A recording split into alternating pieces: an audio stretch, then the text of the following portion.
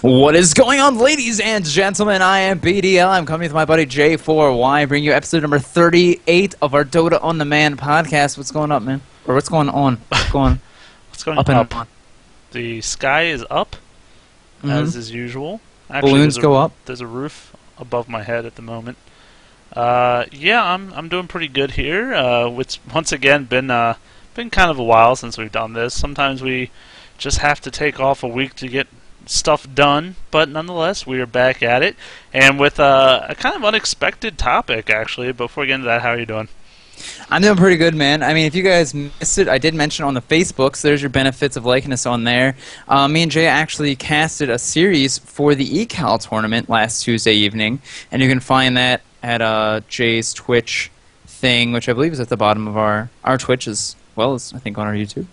But, yeah, we were going to do a cast on Visage, as well as the other guy, Nyx Assassin. There we go.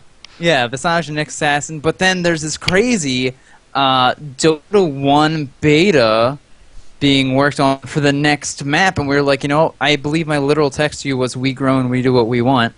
So we're going to actually do it on the changelog for Dota 1, just to kind of have some fun theory crafting about how that might actually turn out, and then we'll do Nyx and Visage next week. Yeah, it's like when you plan on going to get your first badge in Pokemon, right? You're on your way, and then all of a sudden you're in the grass, and just a wild beta patch appears. And you just you have to fight. You don't have no Pokeballs. You can't just catch it. But you've got to, you know, you just got to go for it, and that's I guess what our plan is. I think it's a good way to metaphorically describe it. So now all the nerds understand. Yes. Let's begin, shall we? So 6.75 is going to be the map number. Now, I have to also say, disclaimer, none of this has been really confirmed. This is leaked, quote unquote. So this could all really be for naught, but it's all fun to think about regardless. So that's why we're going to do it. And apparently the changes sound realistic enough that it could actually happen. It's not like okay, Zeus's ultimate has no cooldown or something. It's nothing ridiculous like that. So. Yeah, and I believe there are actually beta versions after the ones that have been released, so some of this may get retracted or re-added in. I know you mentioned already there were actually some pit lore changes, because IceFrog already did mention that he was planning on doing some of that for the next map. So they added something new to him. They basically gave him the Urna Swarm that Nyx used to have, but then they took it away. So they might, we'll have to see what he actually winds up getting, if they change his kit at all.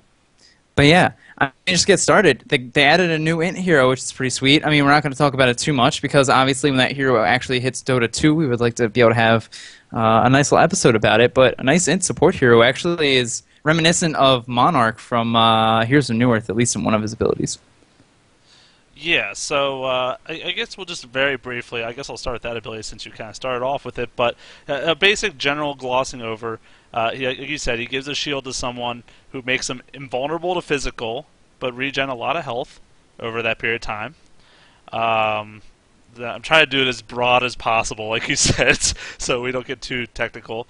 And then another one, he files for his taxes. No, he fires a projectile an enemy, and then it does damage to them, and it splits and does more damage than the initial damage to everyone around that person.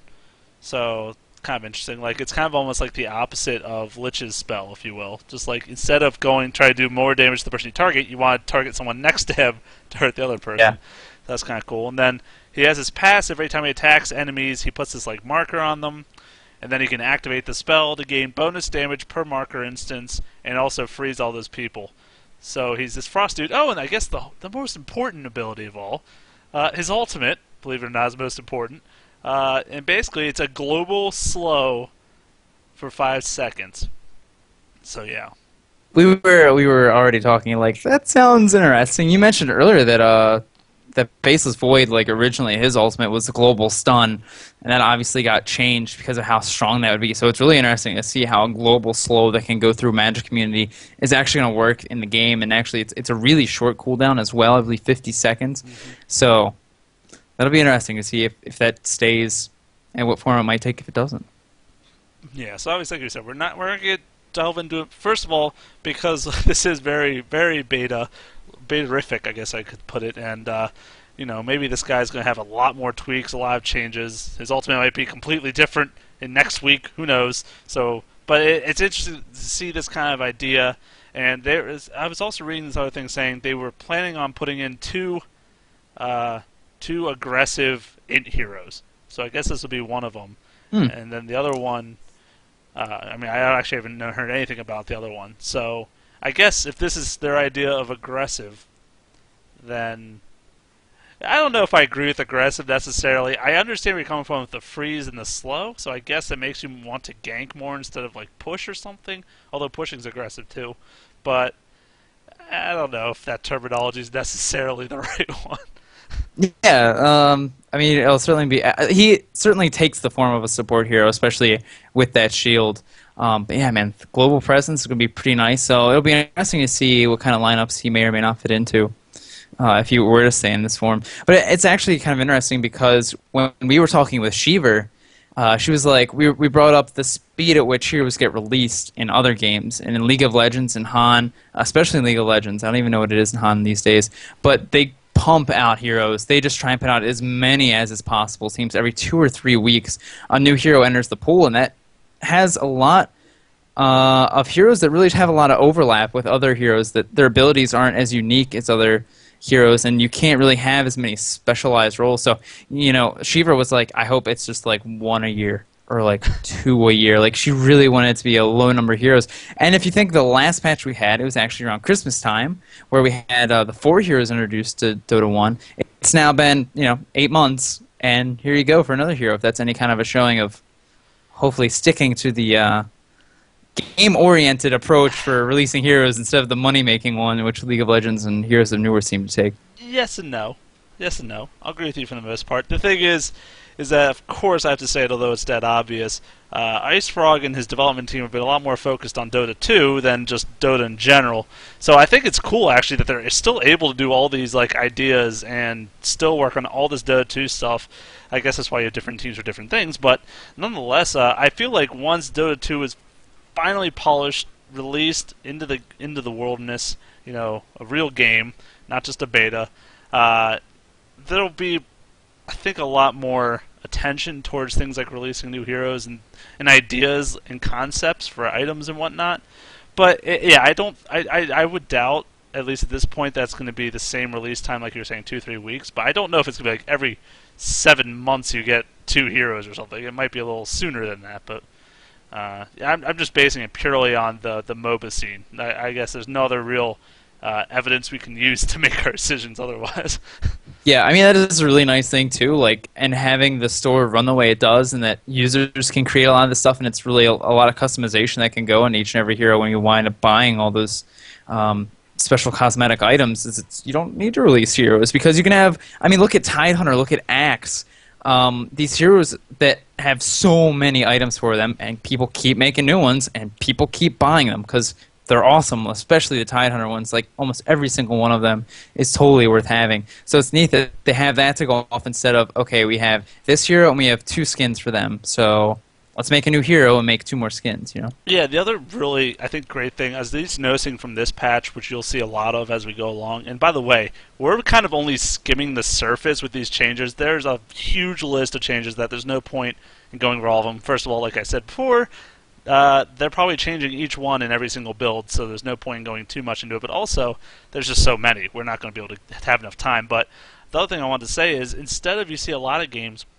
I guess I'll reference lol bash, lol. But, I feel like a lot of these games, they do focus a lot on releasing heroes and getting new content out there, whereas in this case, you can tell they're going back to heroes that aren't getting used, aren't popular, and they're like, how can we fix this? How can we bring them to life? And they're not like game-breaking changes either. That's the other wonderful thing. It's such a delicate process to balance these things out, because you don't want to nerf too much or then they're never played again, and you don't want to buff too much or then they're banned every game. It's such a delicate process, and I think they're doing it just right to maybe see them enter back into the scene as a viable pick. Yeah, and I think that's kind of the neat thing. Like, a lot of these we didn't go over because they are so small, but it's some of the really small tweaks where you're just like, you know what, high five, Ice Frog. Good job working it. Where it's like, reduce this hero's armor by 2, and then you look at the next change log, and it's like, increase it by 1 again, so it's only a net loss of 1 armor. Like, they really are going to these really small things to try and tweak these heroes because they don't want to break heroes, make them either too powerful or too weak all of a sudden. So for the most part, a lot of these changes, very small, very nuanced changes. But we do have a lot of the bigger ones. And some to are go very over. big. Let's just let's start with the elephant in the room. Okay. Well, he doesn't fit well in mine, so let's just get him out of here. The Roshan Pit Changes. So there's been actually a lot of controversy. I'm trying to remember now. There was a pro who even wrote an article on it about a couple months ago. NS, yes, wow, very nice. Props to you.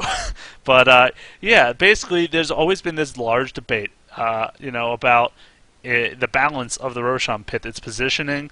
So many people in the past generally say the Dire gets an advantage because it's on their side of the map, and the way you have to access it, the Dire has more advantageous positionings or whatever. And so they didn't, but then again, you think about a thing like that, and how can you really change it to make it even? It's not easy on that map. There's not a lot of room to just put it down. So their idea is to possibly move it just a little bit. Do you want me to go into it, or do you want to talk about it, or? Yeah, go ahead. I mean, they move it a little bit further down, basically to where the Ancients actually are on the Dire side. If my guesstimation, based on the image that I got to see, was, I guess I actually just said it after I said you could do. But and then the Ancients get moved up a little bit closer to the Secret Shop. But that's actually really interesting too, because not only does that mess with the Roshan Pit, but now Beastmaster won't be able to just throw his axes through the trees anymore to take that side lane solo for the Dire side on the bottom lane, because now he'll have to use the boar and try and do it. So it actually changes quite a few things, not only with Roshan, but those heroes that do like to try and take advantage of stacking the Ancients. Yeah, there's definitely going to be some things. I remember also reading comments, and I'm showing everyone right now the picture of this pit. There's 2 little gray dots on the minimap, and this is Dota 1, obviously, as you can tell from the graphics. And the Pit Lord, those are 2 very obvious reasons. But first of all, the second gray dot, I believe, is where they have the Ancients placed right now. And someone made a comment saying they're testing it, and with that positioning, they actually are able to pull the creeps to the Tier 2 tower to get them killed. So that would probably be changed if that's the case, because obviously you don't want it to be that easy to kill Ancients with a tower. So there's probably, like I said, there's going to probably be a ton of tweaking, a lot of testing of this positioning of both the Ancients as well as this Roshan Pit, because from this view right here, at the moment it looks like there's just one way in, and it's very, very easy to catch people grouped up right there. And actually, as you can see, there's a hero. The Pit Lord is on top of the terrain right outside of it. So obviously it's blink dagger accessible to come up there to have vision. You'd probably be able to put wards up there for pretty easy vision, I would think. And if your players are doing it, I don't know. I think it'd be... I don't know. I'm trying to decide if it'd be easier than the other pit to really set up a gank on there or not. Yeah, I think the other thing too that's kind of weird about it, I mean, like you said, kind of start this off, is it's strange trying to find a place for Roshan because this is like a mirrored map across the middle. So really anywhere you place him is going to be kind of strange, but moving him so much further down, I wonder how that's just going to change team strategies, because now this bottom lane is so much more important.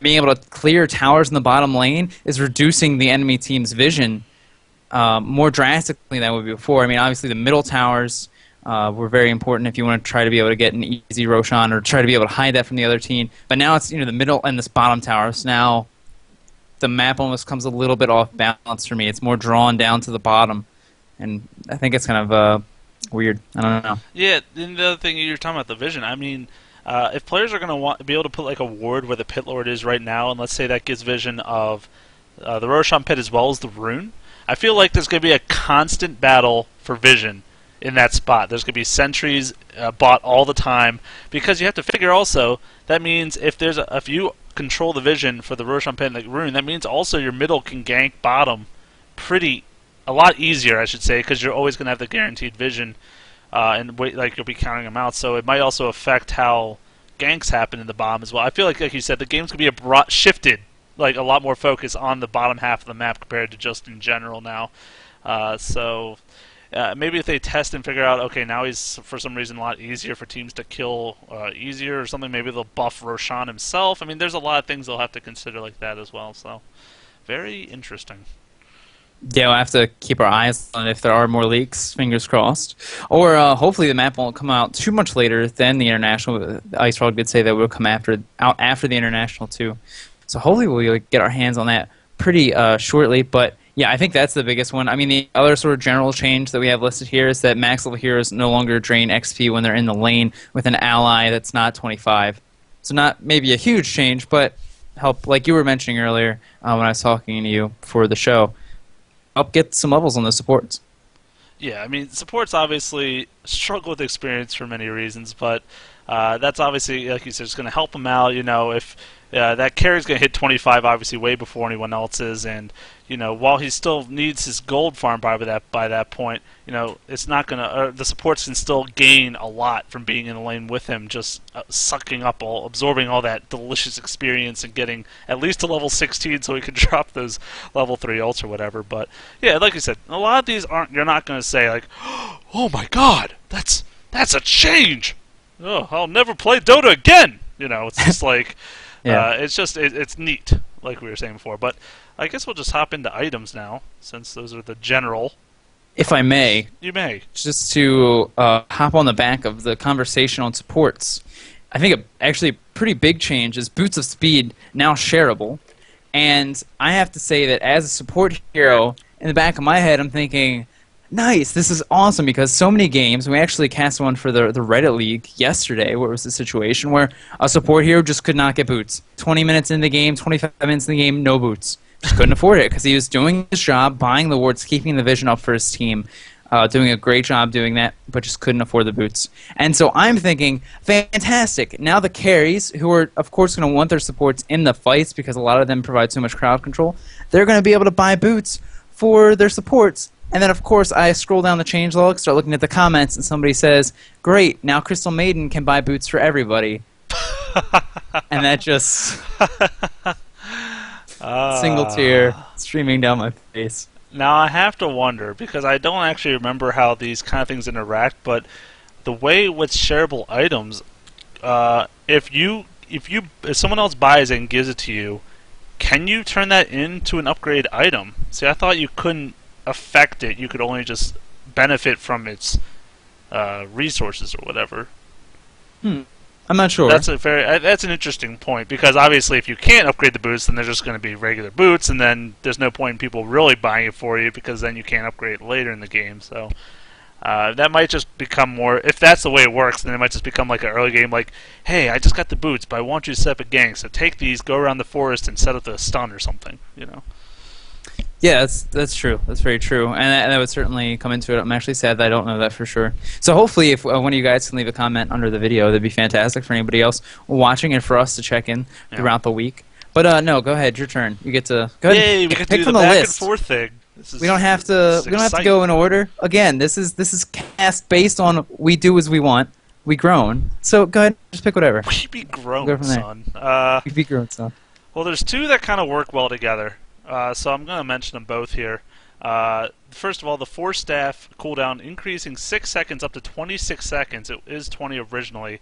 And then the second one to tie into that is you can no longer Force Staff units through the kinetic field. So obviously this would make Disruptor buffed immensely, since that is a major way people escape his wrath. So I guess I'll say my initial thoughts. First of all, I like the increase in the cooldown, because right now I feel like it's such a strong item that it can be bought on pretty much anyone. It could be bought on mid heroes that are like Pudge, or int heroes. It can be on just like, so many heroes can just benefit from it, and their team can benefit from it, that I feel like it's almost too good right now. And I think that would definitely at least start making it more situational. You have to really be intelligent on your uses of it. And then also the kinetic field thing. See, I like the idea, but I'm trying to also think how that's going to affect the game as well. Just because, of course, right now, Force Staff helps you against kinetic field, but also against Nature's Prophet trees, Clockworks, Cogs.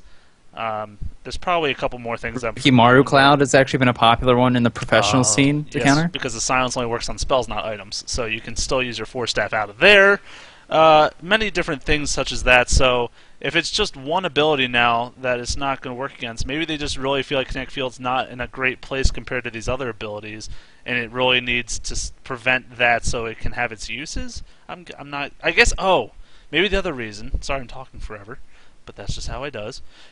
Is that the fact that, of course, you stack that as Disruptor with your Static Storm to also silence everyone in that, but the silence doesn't affect your items either. So people could still force stuff out even though they're silenced, and maybe they don't want that combination to happen. Yeah, and I mean, actually, this again ties in with the Reddit games we've gotten a cast for the Reddit Dota Team League. We cast a game last night with Disruptor, and I was like, yeah, this is awesome. Hardly ever get to see a Disruptor. I'm glad to be able to do it. And there were four staffs purchased by the enemy team, and it was hilarious because they just pushed themselves out of it, and it was no big deal. And yeah, like you were saying, they tried putting the ultimate on top of that kinetic field, and it was essentially wasted because people just pushed themselves out of it. And, especially you think on Windrunner too, just increasing that cooldown by an extra 6 seconds. I mean, so many Windrunners are able to use that force staff to be able to put themselves in a good position to make a shackle shot latch. And so now it's a little bit more time, so they can't just initiate with it and then also try and run away if they need to in the same fight. It's a little bit more difficult to try and get that to happen, to get multiple uses in a single engagement. Yeah, so definitely, I think, interesting, and I think a smart direction to start taking that. And then maybe once they decide how that works with Kinetic Field, if they keep it, maybe they'll start looking at these other abilities that I mentioned and be like, well, should we try to make it interact that way with cogs? Should we try to do this and that? I mean, the possibilities are, well, I'm not going to say endless because there's about 5 of them, but maybe those 5 could get looked at. So endless up to 5. That's the number. Go ahead, you're next on the list here. I mean, a lot of these aren't particularly interesting or really mind-blowing. I think the next biggest one that we have in this list would actually be the Helm of the Dominator, having the cooldown reduced from 300 seconds to 60 seconds. And there's no longer a limited duration on the creep. New one is, if you try to mind control a new creep, the old one just dies. So there you go. So this actually helps out a lot of those heroes, like the Drow Ranger, like the Dragon Knight, who likes to try and take control of a creep and then use it to pull the Ancient stack. Actually, not that you see it all that often. Very easy to just have a Hand of Midas on your team, and then you just LOL walk up to the Ancients, kill the creep, get an extra bonus to your golden experience, and then they have a Helm of the Dominator that's not really doing a whole lot for them except for the lifesteal.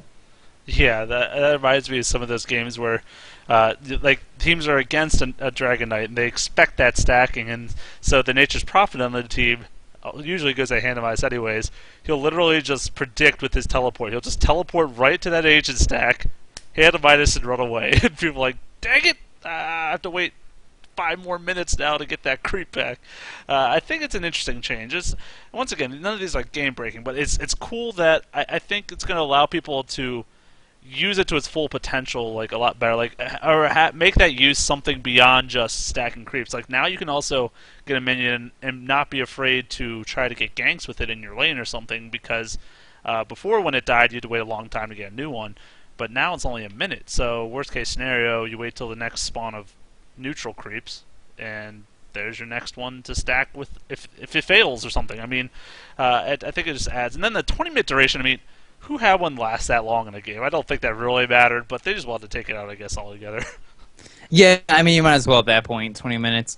I mean, the other thing to mention, too, I mean, this is jumping ahead a little bit, but in the hero changes, actually, Drow Ranger gets a little bit of an increase to her agility with her ultimate at rank 3. And this is actually kind of a neat way to sort of buff a hero like Drow Ranger, who isn't really competitively viable, got picked up a little bit in the International 1, but really since then we haven't heard anything from her.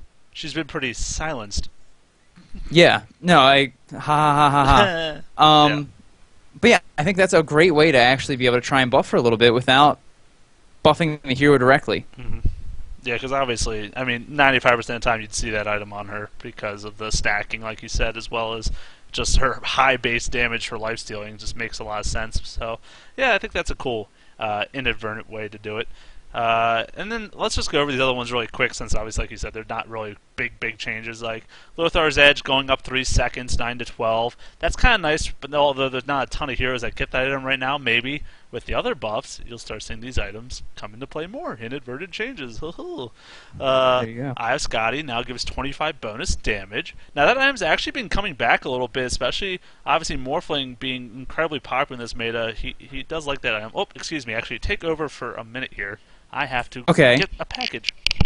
It's okay. I feel like they're playing a package joke that we could all make with that, but unfortunately, yeah. I mean, just the I have Scotty. I actually do really like it. Like you were getting ready to say, Scotty is a little bit more popular now because Morphling is on the scene so much, is being used. But when you consider the other item builds that Morphling could go, it seems like the Lincoln Sphere, like the Ethereal Blade, are much more popular, and that's really just kind of like, well, I kind of have nothing else to get, so I might as well get Scotty. So it's actually kind of nice that now there's a little bit more of an added benefit that you'd be able to actually to get that over some of your other options. Package retrieved. What there were we goes just another talking joke. about? I think I covered it. I think I literally said anything that both of us would have said. If that makes you feel What'd any you better. say about Bloodstone? Oh no, I didn't. I just did I have Scotty. Oh wow, you talk that much about Scotty? Yeah. I didn't know there was that much to talk about. 25. There's damage. everything about Scotty. Well, everyone, Lodi Dodi, we love the Scotty. Right? Dotty Dotty. Should we Whatever, rhyme shut it? up. Doesn't matter. It's okay. Alright, so then I'll go quickly with these other ones. Dagon cooldown progression. Basically, 5 to, let's just say at the last rank, because that's what makes sense the most. At level 5 Dagon, it goes from 24 to 15 second cooldown. So it's not huge, but it's actually pretty decent. And the reason Dagon, the only reason I would even put this up here is because since Nyx Assassin has entered the pool, and some changes might or might not be happening in this beta for him. Maybe he'll be used more, and obviously Dagon goes hand in hand. So like you said before, these items that are going with heroes that are buffed are kind of also getting buffed, so it's really helping him out even that much more when you think about it. So that's kind of cool. And then the Bloodstone. Now, the charges, apparently if you were out of range and you got the kill, you wouldn't get any charges increased. So really, I'm pretty sure, correct me if I'm wrong, but Zeus is the only one this really affects. Invoker. Sunstrike. Ah, Invoker. Although Bloodstone Invoker, then again, Bloodstone Zeus. Okay, either way, I guess it doesn't. I guess they have equal chances of happening in a game, so fair enough. But yeah, Yeah, I mean, there's some other ones obviously with pets like Visage. Anybody with a pet, really, I think that would be potential. Lone Druid. Exactly. Yeah. Well, I would just keep it on the bear, to be honest. So you That's figure the true. Radiance Burn. That's gonna put. And when he dies, you heal. He heals everyone in a radius. So Exactly. it's just beautiful. Perfect. Really. Why does that get done? It heals all the damage he loses from the bear dying, and then he just resummons it. There you go. Exactly. That's pretty much the gist of that. And I guess actually, as I scroll down and see the heroes, the very first one, I guess I gotta leave that one to you. Oh God, thank you. My favorite hero, Alchemist. Some much needed buffs for him, needless to say. Enemies could no longer see the countdown numbers for Chemical Rage. So that actually is substantial. Not as much in the pro tier, but we don't talk about Alchemist in the pro tier, so there's no real point. I'm talking more about your casual scene. You're not able to now see, the enemy can't see how much longer it's got. Now, obviously, the deal with this spell, in case a lot of you don't know who Alchemist is, because you probably haven't seen him or played him ever, he's got that ability to, he starts charging it up, and the longer you're charging it, the more damage, and the longer, no, just more damage. The stun is the same duration, I believe. See, this is where a second window helps a lot. I feel like the question is, are they misnaming the spell in this thing that you copy-pasted from the thing? Because Chemical Rage is the ultimate. You're right. And Unstable Concoction is the Unstable sun. Concoction is what they meant. We have to imagine. It would not make a lot of sense if it was talking about Chemical Rage. So, anyways, Unstable Concoction. So, yeah. But the reason is, like I said, it does more damage the more you charge it up. So you want to hold on to it, but obviously enemies can say, oh, there's now 3 seconds left. He's going to have to cast it soon, because if you hold on too long, the full duration explodes, stuns yourself, and does all the damage to you. So, and then they can use abilities like a phase shift or blink or some way to escape it. or stun you yourself. So now that that's getting taken away from their vision, now they have to kind of just guess when you're going to throw it out, and I think that's really nice. There was another change, but it got taken back, where you had the option to target yourself with the unstable concoction. You have any Just brief deny thoughts yourself. about that? You know, I literally sat here for like a minute, and I'm like, why? The only thing is just denying yourself. That's all it could really be. So, Or all right. maybe you accidentally press the button, and you're like, oh crap, well I don't want this to be a full duration stun, so you just use it as soon as possible back on yourself, so it's just the very minimum damage effect. Yes. Those Well, are probably anyway, the only they two undid it. instances in the world that would make a difference. Yeah, that's probably accurate. Let's see. Well, let's see if we're going by favorites, right? So especially if you guys have been following us doing the Reddit stuff, we actually did it on your channel, Jay. Cast a game where Clockwork Goblin came into it, and actually I believe I did too. I've been trying to upload those today to the YouTube. But man, I kind of forgot how much I love Clockwork Goblin. Unfortunately, we don't get to see him that often competitively, but you know, you can just think the amount of vision that you can gain with the rockets is just awesome. But they actually did buff him a little bit all around. They did give him some additional strength gain. Did go from 2.4 to 2.7. The power cog damage and drain got increased actually rather significantly at the last rank, an increase of 50. And then the power cog duration also is pretty significantly increased from 6 seconds to 7.5 seconds. That's a really long duration at the last rank. I didn't even realize it was that long in the first place. So, yeah, maybe you should let Force Staff still work against those, because otherwise you're... Then again, you can attack the cogs to break out, so it's not like you're forced to sit there and, like Kinetic Field. There is no other escape. That's the beauty of that ability. But, oh, okay, Blink. Okay, Blink, I guess, is a good way to get out. But, yeah, I do like those buffs, and they're not huge to where Clockwork's OP, but they're good and they're where I think they need to be, because his damage is fine for what he is. He's an initiator. He's not a killer. You know, he's gonna get that great ultimate in. He's gonna hook shot. That's what it's called, and then use those power cogs to hold everyone in place while your team follows up and does the damage. So, buffing his cog duration and the damage it'll do and drain it'll do from people around it, as well as the strength for survivability. All three of these make perfect sense for his kit. Yeah, and I mean, the other thing I really like about it, too, is and just having the few times I played against Power Cogs, even on support heroes, like, you run in the wall one time, you're like, go back in. Let's just run into it again. Why not? And try and see if you can get yourself a better position for a stun or a slow or whatever to try and stop the enemy team from being able to kill one of your teammates. And, yeah, I think that's a fantastic ability in the Power Cogs, and just being able to increase that duration really makes him a little bit more stronger, and I think in a good way. Because, I mean, the Clockwork Goblin, unfortunately, I think even for being an initiator, for being like a tank, is a little bit squishy without items. So just giving him a little bit more utility with the Power Cogs, giving him a little bit more tank ability with an extra 0.3 strength level.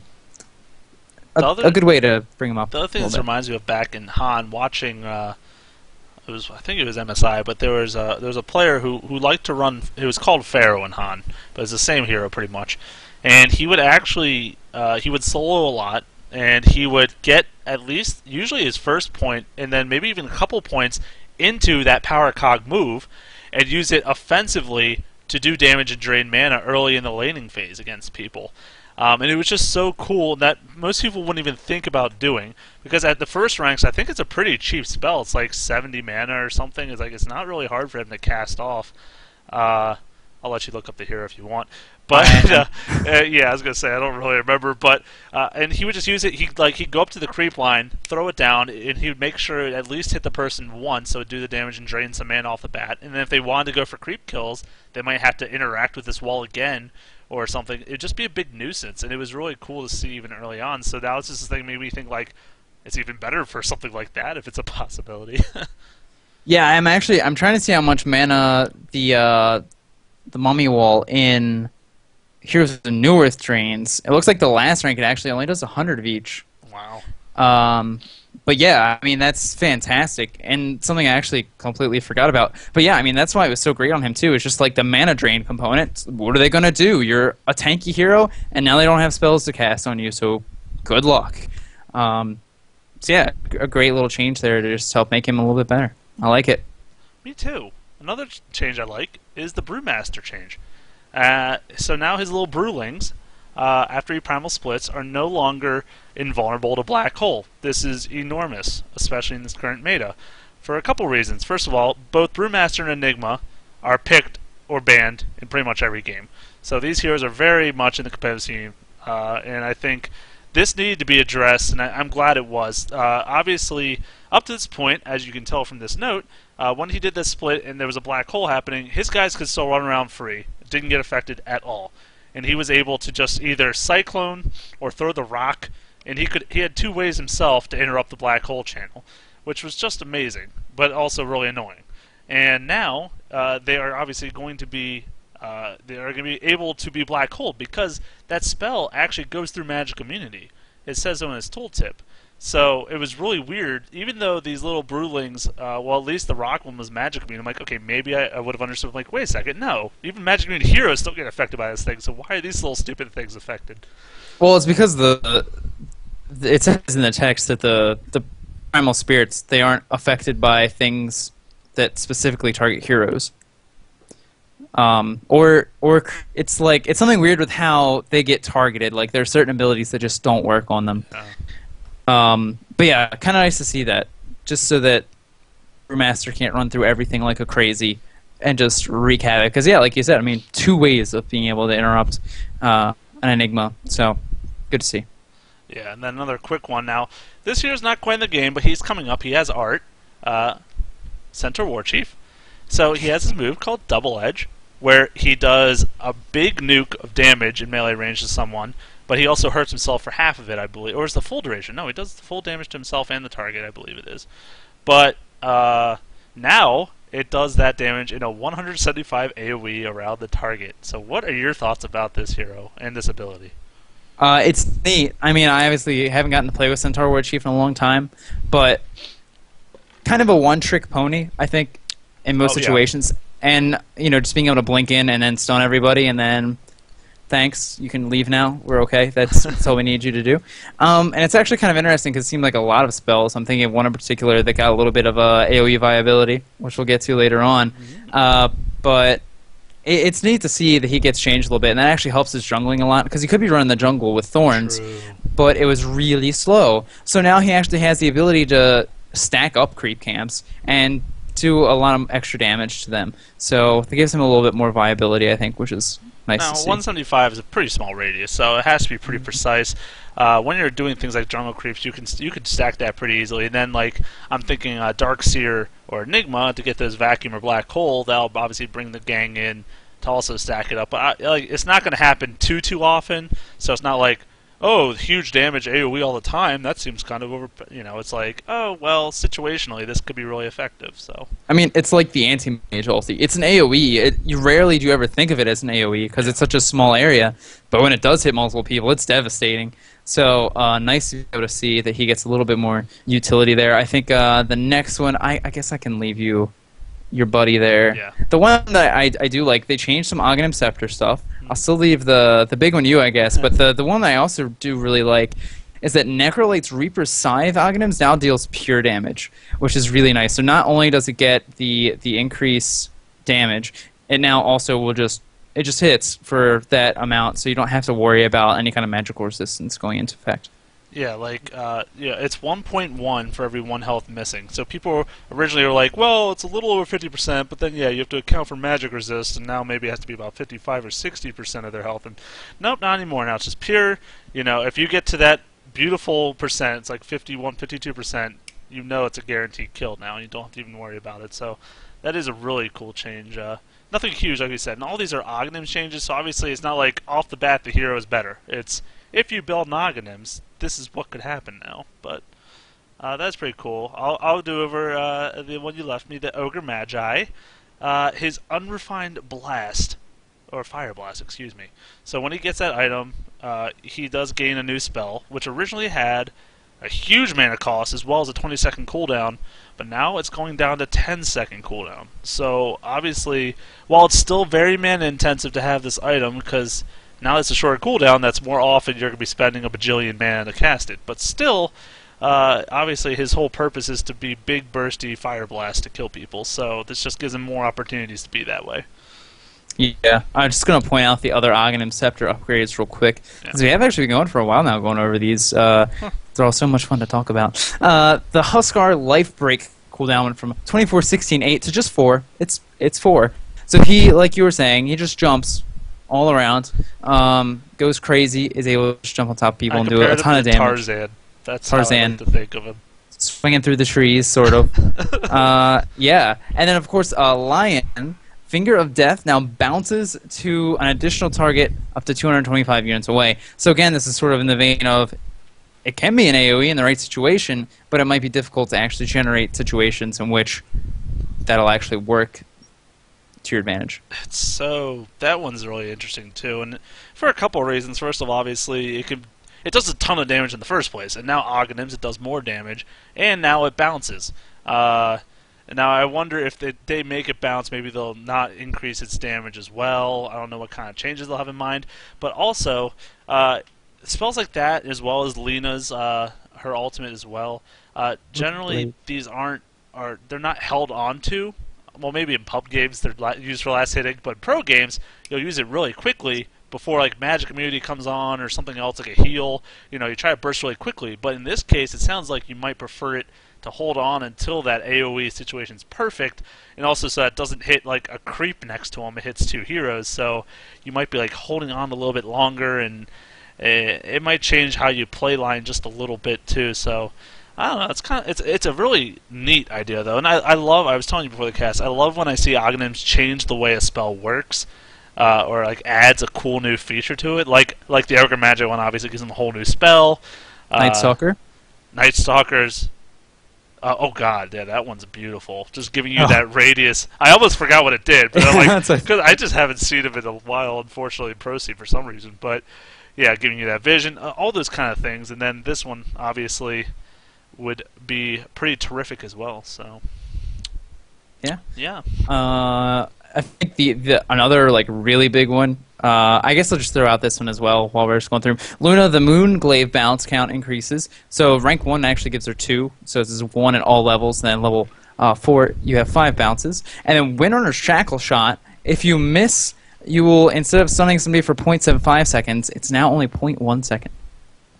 Yeah, so the original thing they did this thing, which people were all crazy about, was that they said if you do not successfully latch it to another hero or a tree, it has no effect. There's no mini stun, there's no duration, nothing happens. And of course everyone's like, what the WTF? We have to be good with it. No! I refuse!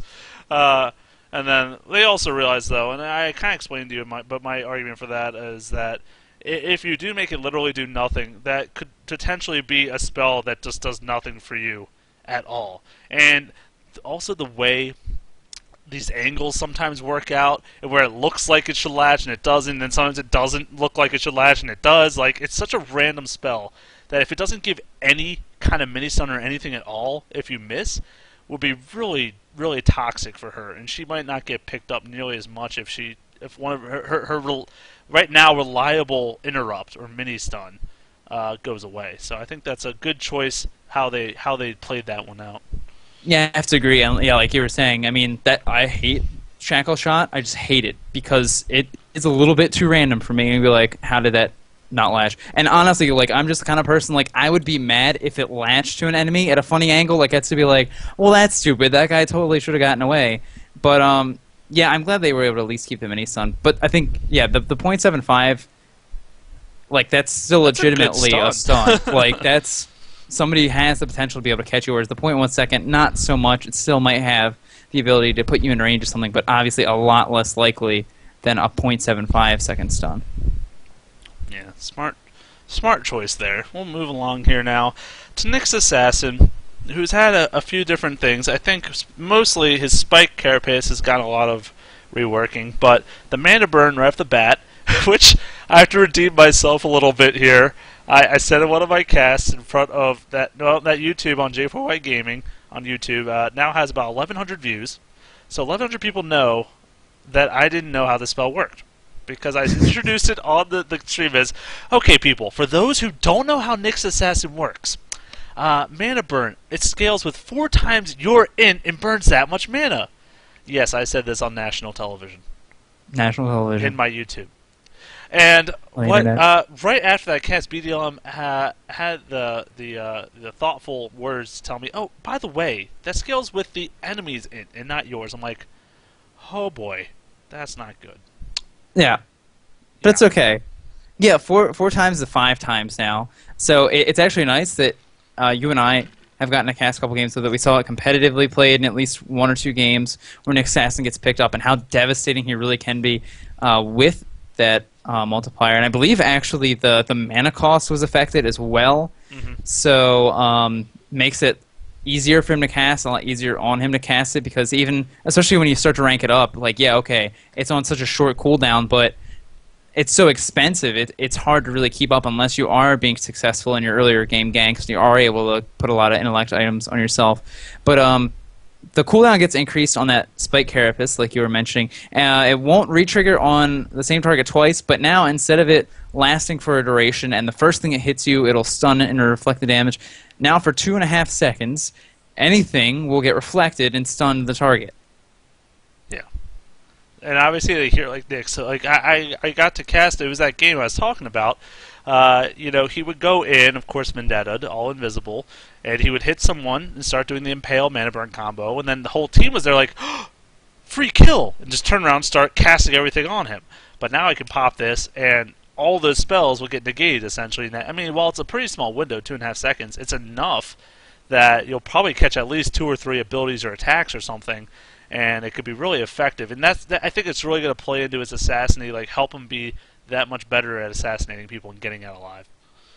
Yeah, and I mean, like you and I, we never got to play with the Earnest Swarm on Nyx Assassin, but after having read, especially a lot of the stuff with how Pit Lord was going to be changed, he essentially got that Earnest Swarm ability, and just realizing, like, oh yeah, so he lost a little bit of an ability to scout with his little carrion beetles that they were before, and then lost the ability to be able to silence people for a pretty decent duration, and just being able to block one spell with that is kind of like maybe not the best of trades. So I think still trying to work that balance with giving him that new ability and trying to find a nice sweet spot for him to still, be a strong ganker, but then also give him a little bit of survivability there. Kind of nice. Yeah, so we'll have to see if this impacts him at all. And like I said earlier, with the Dagon buffs coming in as well, which is his bread and butter item, I mean, he could definitely start. You might start seeing him picked up a little bit more in competitive scene. I mean, it's just a possibility from this. And speaking of competitive, you have to say the Venomancer change. Yeah, okay. Poison Nova now affects buildings. I'll give you a moment. Soak that in. Get a little angry. It's only natural. Because, especially me, I'm like, why are we buffing Venomancer? Venomancer's the man. I don't understand. Obviously, did not specify how much of this damage actually goes through. As we can tell from, like, Nether Blast and Shrapnel by Sniper. Obviously, full damage doesn't get done. So we don't know what percentage of damage this is. But it's there. And I actually think this is kind of interesting, too, because Aghanim Scepter really not even that attractive an item for a Venomancer because you're just like, I can get Veil of Discord, and I'm pretty much doing the same damage increase, except now I'm also spreading it to my allies. So now this might be a situation where you're like, well, I really do want to be able to get towers down really quickly, so let's go ahead and get the Aghanim Scepter to help increase the damage it does to buildings as well. Ugh, that is just a nasty change. That is that. I was saying. I mean, I guess if it's like 10% of the damage something, then I guess it's not a huge deal. But it does a ton of damage already. So even 10%, It's like 1,000. yeah, 10% would still be a hefty amount for a tower just to. Because you're going to be casting it near towers often enough as it is probably for engagements. So why not just damage the tower's top? Like, he's already an amazing pusher with those wards. He's already used for pushing or counter pushing. So he's picked up competitively. He's not like a bad hero by any means. So I don't see why this buff would have to come out. I don't think it would be. If anything, I think this would push him over to that higher tier of ban worthy if he got this kind of change. And I don't know if that's what he really needs at this point. So yeah, kind of a weird choice there. We'll have to see if that actually sticks in or not. Fantastic choice, though, I think. Spirit Breaker removed Charge of Darkness debuff indicator. So now he's really all super sneaky ganky, and you can't see it coming unless you have wards. But I think fantastic just to be able to have that, just because it's like the last time that you, I, and Bonk actually played in a game, we went up against Spirit Breaker. Legit, Bonk, like twice, was like, you have the debuff, TP out. Oh, okay, thanks. TP out, you're fine. No big deal. Oh, he's coming from across the map? That's funny. I'll just sit here for 10 seconds and then TP away, and the joke's on him. So it's actually nice that he now has the ability to actually effectively gank. Yeah, this would definitely change the game for that hero substantially. Just giving you that element of surprise that he desperately needs. Because if you can predict him coming, you can. He's not magic immune, so you can stun him. You can. Obviously, there's, like you said, teleport out. There's a lot of different things you can do to prevent him from actually affecting you. But obviously, like I said, giving you that element of surprise, especially when it's like that highest ranked level 4, he's going very quickly towards his target. So by the time you actually have to now physically see him without the buff indicator, you're probably not going to be able to react in time. And I think that would be a really, really nice change for him, something that he desperately needs to be at least a little bit more viable in the current game. I think the other neat thing, too, is, like we were talking earlier, it's like, I guess it really kind of depends on skill level. Really about how big of a difference this potentially is, but I think the really nice thing about it is it helps increase your awareness of how good your warding is, as opposed to if you're paying attention to your debuffs, because you can still, of course, see him, you just have to have the right vision for it, and so you might have to ward a little bit differently if you're playing with against a Spirit Breaker, and so I think that's kind of neat where now you have something else here where you might have to take into consideration when playing against this hero. Now, what if you start your charge and your ally next to you uses smoke? Why haven't we tried this? Machine. Why haven't we tried this? He's a killing machine because right now the debuff shows. So yeah, so that's exactly why. But that's awesome. There you go. The masked murderer. I don't know what you want to call him. He could be something that's crazy, awesome. but. So that's an interesting choice as well. There was talks of Sniper getting some good buffs in this patch. I'm going to list off the couple I found, so maybe there's more to come or something else different. But for now, the Shrapnel is going to provide vision in the area it's casted. Hello! The Take Aim, his ability, his passive that gives range, goes up 20. So... I feel like there's something else with the Shrapnel, like increasing damage or slow or making it more. Obviously, if you've played Sniper, you know how very little that move does. It's pretty much used right now for hurting towers and maybe setting up ganks a little bit, but it doesn't do a lot of damage. It doesn't do a whole lot of anything. So to make that have a new purpose, at least the vision's really nice, and then if it could have maybe more damage or more slow, then it could actually be a useful item, dare say, or ability. I don't know.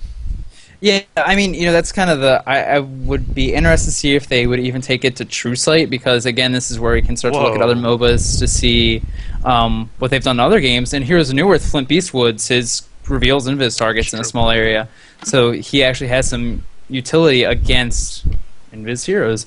So that might be something else they might want to look to do. I don't know. But, it's something. And then the extra range, I mean, that really is what makes Sniper. Just having that increased range, being able to attack turrets from out of their attack range, and using that to try and be your buffer between enemy targets. So increasing that a little bit is, of course, going to help them out. And then last but not least, I figured you want to I shall carry the torch wisely as the Olympics have ended. Zeus. Wow, and actually Olympics. That's hilarious. I didn't even mean to tie that in there. But, so his ultimate, Thunder God's Wrath, cooldown decreased from 2 minutes, 120 seconds to 100 seconds. So it goes down a whole 20 seconds, or a sixth, if you're a mathematician, as myself. And also his static field, which is his passive, is originally 1,000 range, going to go up to 1,200 range right now. So he's going to start doing more damage more often, and I think these are some pretty good changes. The ultimate one in particular is very interesting. Of course, that is what Zeus is really known for, is using that Thunder God's Wrath across the map, doing a ton of damage, and lowering that 20 seconds. I mean, that can have some big impacts in the game, especially both in the way you build them as well as you play them. I mean, I think more often than not you'll see a refresher picked up over an Oghanims at this point, just because a double alt is more damage than getting that Oghanims. But if it's a shorter cooldown originally, maybe that would start favoring the Oghanims pickup. I don't know. There's a lot of different things there as well. Yeah, I mean, the other thing, too, is now that's a shorter cooldown, you might be more willing to use it to gain vision, because that's something that it will reveal where the people are getting hit by the spell, so you might feel like, okay, I really don't feel good about this position. Let's go see if they're at Roshan. Crap, we won't get there in time. Drop the ult. It's not that big of a deal. It's 100 seconds. We can get by 100 seconds without it. Yeah, I had something else to say, but now I forgot. Oh, and the other cool thing too, right? Rod of Atos, which we didn't mention, gives some additional health. So for an int here that doesn't really have any utility, now that I'm a little bit more attractive, I should have thrown that in there. Sorry. Oh, okay. There you go. You're welcome. I'm glad you did. I'm really not, actually. But yeah, I mean, that's pretty much a good summation. And like we said, there's a ton of these changes. You can go to www. Our Facebook. Oh, our Facebook. That's what I meant to say. Don't go to the site that you can see the URL at the top. Don't go here. It's totally only accessible through our website. They send you chocolates, free chocolates, if you go through our Facebook. Little known fact, even to them. Yeah, they might be from last year's Halloween, but chocolate's chocolate. You just gotta go with the flow, you know. Exactly. So yeah, we will post that on our Facebook, so you guys can check that out there. And yeah, so I guess you all should definitely stay tuned to the Dota on Demand YouTube channel. You can also go check out Jay's stupid stuff where he lies about Nyx Assassin regularly and just spreads all kinds of misinformation during major tournaments. Go check out his J4Y Gaming Twitch TV thing. I always do it backwards. Twitch.tv/J4Y Gaming. And of course, keep looking for those RDTL games and E-Count games as well. So we will see you all next week, hopefully with Visage and with Nyx Assassin, bar something crazy come along. But until then, have fun playing some Dota. See you guys then.